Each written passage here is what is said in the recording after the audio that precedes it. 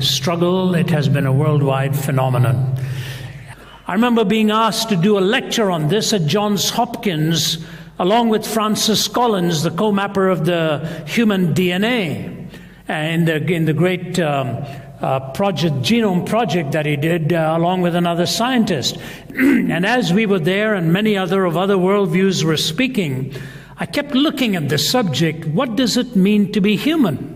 And I thought to myself, isn't it funny that we're here in the 21st century and we don't know what it means to be human? If we don't know what it means to be human, what does humanism really mean? It's just an ism to a term we don't understand. But big words are used all along.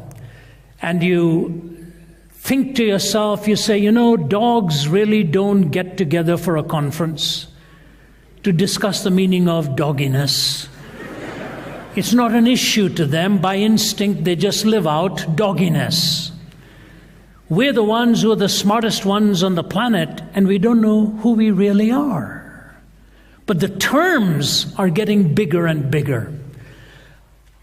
Coming from the East, we wrestle with these issues. We've wrestled with these issues historically, philosophically. I don't know any Eastern philosopher who hasn't struggled with this. And I remember growing up in Delhi, where India was my homeland. I lived in India till I was 20, growing up in Delhi, so very comfortable, very fluent in Hindi. My mother was from Chennai in the south, so I'm quite comfortable with the southern Indian language of Tamil as well. And listening to those songs, it's the poets that really ask the haunting questions. In northern India, in Delhi, there was a song that went like this. The Hindi may not mean anything to you, but I will translate it. In one of India's most famous movies, probably its all-time greatest movie, which is called Mother India, went like this. Duniya mein hum aaye hain to jeena hi padega, jeevan hai agar zahar to peena hi padega. If I have come into this world, I have to live. If living means a gradual consumption of poison, I have to drink it. It's the way it's said. Na main Bhagwan hu, na main shaitan hu. I'm not God, I'm not Satan. Duniya jo chaho samjhe. O world, think whatever you will. Main to insaan hu. I'm merely a human being. I'm not God, I'm not Satan, I'm only a human being. Coming into this world, I don't know what it means, but if it means a gradual drinking of poison, I will drink it. And so the philosophers wax eloquent and the poets wax eloquent, and they ask the question of meaning. Malcolm Muggeridge, writing in the 1970s, the great British journalist, said, "It is difficult to resist the conclusion that 20th century man has decided to abolish himself. Tired of the struggle to be himself, he has created boredom out of his own affluence, impotence out of his own erotomania, and vulnerability out of his own strength. He himself blows the trumpet that brings the walls of his own cities crashing down, until at last, having educated himself into imbecility, having drugged and polluted himself into stupefaction, he keels over a weary, battered old brontosaurus and becomes extinct." Educated himself into imbecility, becomes so educated and so idiotic at the same time. Aldous Huxley, writing in the 1940s, as a skeptic, said, "We are living today not in the delicious intoxication of the early successes of science, rather in the grisly morning after, where it has become quite apparent that what science may have actually done is to introduce us to improved means in order to obtain hitherto unimproved or rather deteriorated ends. What science may have done is increased our methods for ultimately contemptible goals." So if thinkers and philosophers raise this issue of human destiny, while at the same time not really knowing what is the meaning of human essence, it's a quandary of unimaginable proportions. How do we deal with it? How do we respond to it? We can respond to it from theological terms, and the world's religions will pitch in. Hinduism may make you equal with the divine in its pantheistic worldview. Islam may make you so distant from the divine that you wonder if there's ever a bridge between the totally transcendent God and a minute, finite human being. Christianity may confer upon you the imago Dei, the image of God, which tells you that you have that propensity for moral movement and direction, but you still cannot lift yourself up by your own moral bootstraps. All these definitions may come, and when you and I are alone in our rooms, we ask ourselves the question, what does life really mean?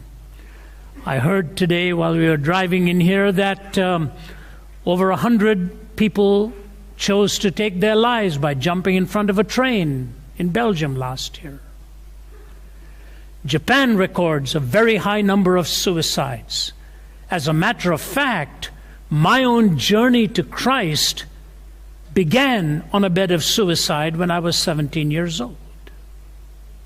Why? Because I could not find any meaning in life or any explanation. You see, when you go through the history of thought, you go into maybe from the 11th to the 14th centuries, you're dealing with the philosophy that moved towards rationalism with a capital R. Man was going to become the measure of all things by human reason alone. That mathematics was the only indubitably certain discipline. But you moved beyond that, and you realize that as the Renaissance and the Enlightenment came, man was indeed going to become the measure of all things, but nobody said which man. He was going to strive to get there. Then you arrived in the 18th century, and people like David Hume, the Scottish philosopher, and others were looking for certainty and said it was only ultimately in the empirical worldview, by the ways of scientific measurement, that we would find out what was true. So from rationalism with a capital R, we went to the empiricist who was going to define life. After the empiricist had done his work in the 1900s, nihilism came to be, the philosophy of unyielding despair. And on the heels of that came existentialism, will to power, will to passion, will to meaning, that in the face of despair, you choose to arrogate to yourself whatever meaning you want to follow, a la Jean-Paul Sartre and Albert Camus and the rest of them who became very popular existentialist writers. So from rationalism to empiricism to existentialism, and now where are you and I? In the world of postmodernism, which debunks all of these and arrives at categories of no truth, no meaning, no certainty. Language itself is questioned, whether the author reserves the right to fuse the word with a rightful meaning, or the reader reserves the right to interpret the author in any way he or she chooses. So meaning is tossed up into the winds, and you grab the grains that you really want, moving from the mathematical, indubitable uncertainty through the laboratory to man becoming the measure of all things, and will to passion and power, ultimately that none of these have absolute points of reference. You have to find it in your own way and in your own time, and that's where the postmodern worldview is. But nobody really wants a postmodernist for a pilot. Yeah, I know my instruments say 10,000 feet, but why believe the instruments? I have a feeling it's not 10,000 feet. There are absolutes. There are unshakable absolutes. So what I want to do, ladies and gentlemen, in the time that we have this morning, or this evening, it's morning for me. I've just flown in from Thailand last night, and it's a 12-hour difference. I looked at it here, and it's actually 2 a.m. for me. So I might sound like that as well. But you move into these categories and you ask yourself the question, what is meaning? How do I find it? Some years ago in Western Canada, in the city of, I won't name the city, it was in Midwestern Canada. There was a packed audience And a woman from my part of the world was sitting in the front row every night. And she would take notes, copious notes, as I would speak. And I wondered what she was really writing. Very heavily into her notes. And on the last night, she came up to me and she said, "Can I talk to you?" I said, "Yes." So we sat down in the front row and she talked. She said, "My husband was a very prominent medical doctor in this city." She said, "I can take you to one street where there are 3 or 4 apartment buildings owned by us. Very well to do." She said every night he would wake up in the middle of the night, go out and do some rounds. He was a very conscientious doctor. For all the surgeries performed, he would go and check into his patients, come back again about 3 or 4 in the morning, get a little sleep, go back to work the next day and do his surgeries. She said, so on this one night he got up and left, and I didn't think anything of it. She said, I was aware that he had come back because I could sense the kitchen light was on, but it was a usual routine for him, so I didn't do anything. I just went back to sleep. She said, all of a sudden I was awakened with a tremendous thud, a bang, a loud noise. I shook up in bed. I called for my husband. He didn't answer. I got up of bed, walked over to the kitchen, and there he was with his head down on the kitchen table, and I knew something was wrong. I walked over towards him, and he was gone. And in front of him, a note paper with a pen beside it. Some people die natural deaths. Other people, unable to face life anymore, choose to take it. That is my choice. I wish you all goodbye as my family, and I'm sorry I'm leaving you like this. And this Indian woman, crying in the front row of an auditorium, angry at all of this, him leaving her with all the young children to take care of, and all of the affairs that had to be settled.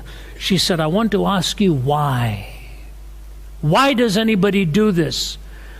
I looked at her and I said, I cannot answer that question for you. I didn't even know your husband. It's the first time I'm talking to you. But I will tell you one thing. For many human beings, despair is not a moment, it's a way of life. Despair is not just a moment, it is a way of life. It's true. And it's not true necessarily of the world of poverty. It is often more true of the world of wealth. When you have got everything you ever dreamed about. It was Jack Higgins, the award-winning novelist, who was interviewed after his award-winning book, The Eagle Has Landed, was asked the question, what do you now know that you'd wished you'd known as a younger man? He said, I wished I'd known then what I know now, that when you get to the top, there's nothing there. I wished I'd known then what I know now, that when you get to the top, there's nothing there. Can I try and give to you in the simplest terms I can, what are the rudimentary components that bring meaning to life? And it'll start off from the picture and the eyes of a child and ultimately move into the world of an adult. So please bear with me. But these, I believe, are the components needed. So when I talk about meaning in life, I believe these 4 have a confluence of coming together into a composite, into a whole. They cannot stand in isolation. So if you take any one of these in isolation, it'll implode under its own weight. But you bring them together with the other components and you will see exactly what I mean. So bear with me till I unfold my argument. I wrote a book called Recapture the Wonder. And that is really the outline of what I want to bring to you. How does one find meaning in life? What are the hints we find at the stages of life, if you will, in which these components ultimately must come together? The first is the component of what I call the sense of wonder or enchantment. The sense of wonder or enchantment. We all know that in the eyes of a baby. We all see that in the eyes of an infant. Whether it's a Christmas tree that the eyes get wide at, or whether it's hearing some sound that is enchanting for the first time. G.K. Chesterton, the moralist philosopher, said, "I learned more from observing a nursery than I ever did in my lectures in philosophy." I have only in the last 7 months become a grandfather. I know I don't look like it, but it is quite a daunting thought to suddenly realize you are married to a grandmother. That's the way life is. And she would have her own say on that, I have no doubt. But you know, when you're young and you have your kids the first time around, life is hectic, you're earning a living, you're doing all of this, and you don't really take time to watch all the thrills as much as you need to. Now at this stage in life, when you hold a tiny little one, that's your grandchild, in your arms, and you begin to see the thrill of a little one with each new experience, you realize how marvelous and how beautiful life is all about, really. I'd been traveling for 7 weeks with my traveling associate, Kryn, and we'd been gone to many countries, and I'd been praying each day that whenever this little grandchild was born, that I would be there. And I was on pins and needles for those 7 weeks that he would come a little too early and I'd be miles away and my daughter would never forgive me. We arrived on a certain day at 3 p.m. and I was in the train in the Atlanta airport going to the baggage claim, and I turned to Kryn and I said, I wonder if it'll happen today now that I'm home. We got home at 5:15 p.m. At 6:15 our phone rang, my son-in-law saying we're on our way to the hospital, the baby's coming any minute. And within an hour we were there, and I held my little grandson in my arms. I have been known to induce labor in a lot of people, but it was nice to have done that in my own daughter's case. I held that little one in my arms, all of 5 pounds and 10 ounces. It's a magnificent sense to hold that child.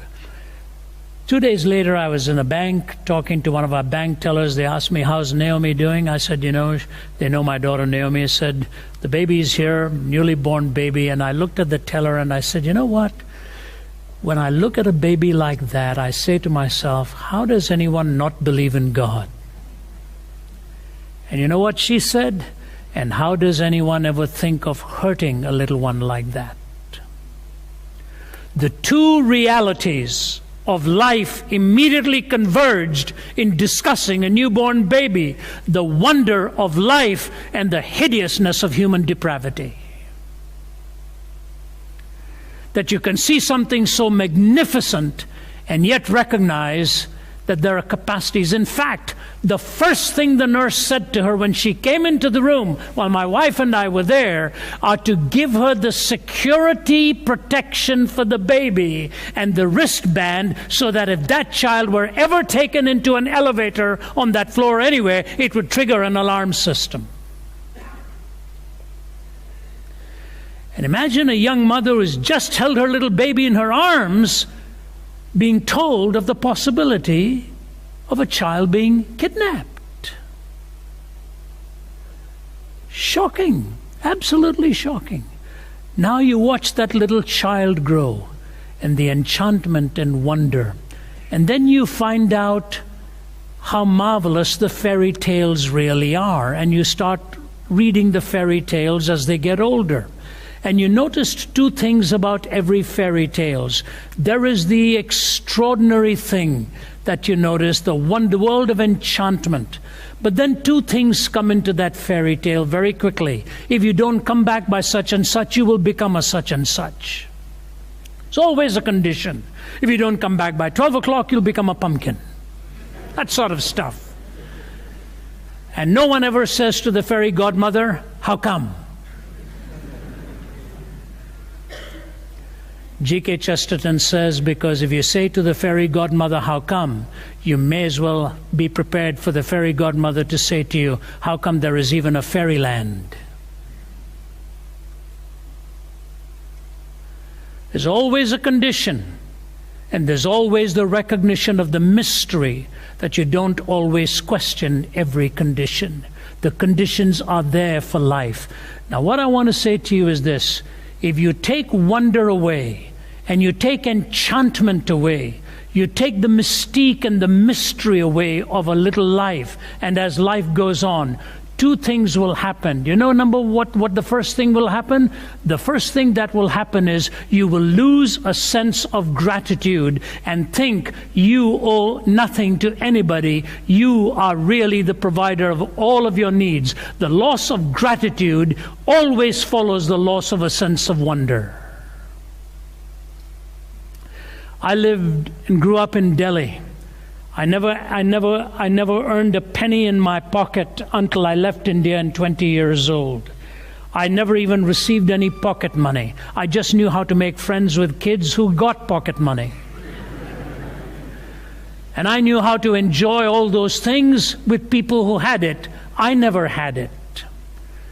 And I always dreamed of the great day that you could go somewhere to the West and start earning money and making it big time. And in a strange way, that dream came. I went when I was 20 and moved to Toronto, Canada, and lived in Toronto, studied there, went into business and was preparing all of that. And I noticed some of the loneliest people in the world. I was in the hotel business.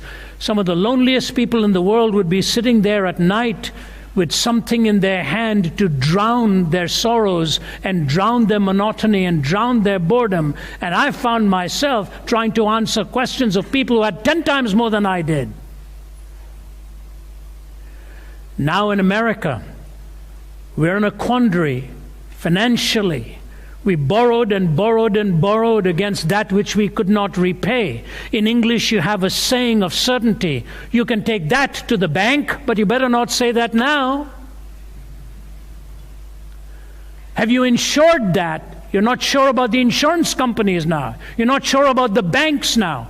And for the first time in about 40 years of living in the West, I drive past shopping centers and malls where you see tiny businesses shut down.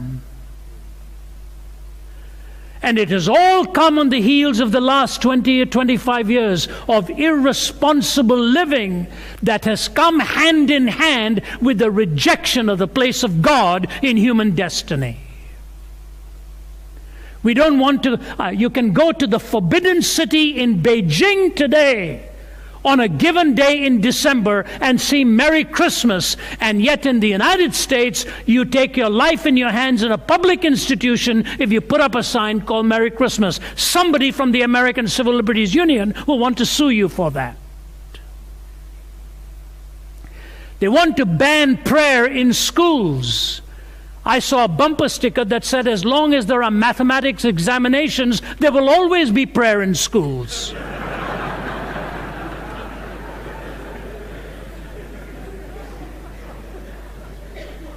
It's true. Because you may know that 2 + 2 is 4, but the next question is going to stump you. God, please help me. But that's what's happened to us in the West. We've lost our belief in the transcendent power because we've lost our sense of gratitude. They don't want to call it Christmas anymore or Thanksgiving anymore. They call it Turkey Day, which may say more about the people than it does about the turkey. Amazing. Amazing. You know what? When you don't pause long enough to thank God even for your health and your strength, you are actually saying you are totally self-contained in all that you need. A man looked at Winston Churchill one day and said, "I'm a self-made man." Churchill looked at him and said, "You have just relieved God of a very solemn responsibility." You lose your sense of wonder, you lose your sense of gratitude. You know, some years ago, there was an Air Canada flight coming in from somewhere, I think in Connecticut to Cincinnati or something like that. It was flying into Toronto, and there was a fire that started in the washroom of the plane, and the fire started to spread. I remember being there at that time and reading about it, and this plane literally had to plummet in height, and it landed in Toronto and hit the ground so hard in the runway, the wheels broke on landing, and when the doors opened, it was turned into an inferno. And what happened was the fire engines and all ready. People were rescued. The last man to leave the cabin was the pilot himself, while his uniform had begun to catch fire and the flames were doused. He refused to give any interviews on it because it was such a sobering, scary moment. But he rescued with his staff all of the passengers on board.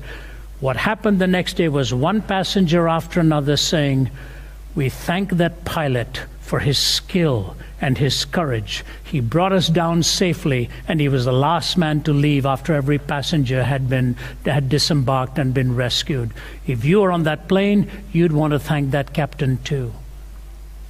It was just a few days later, an American airliner was coming back from the Bahamas somewhere, and it lost power in one engine, two, three, and finally the fourth, and the pilot's voice was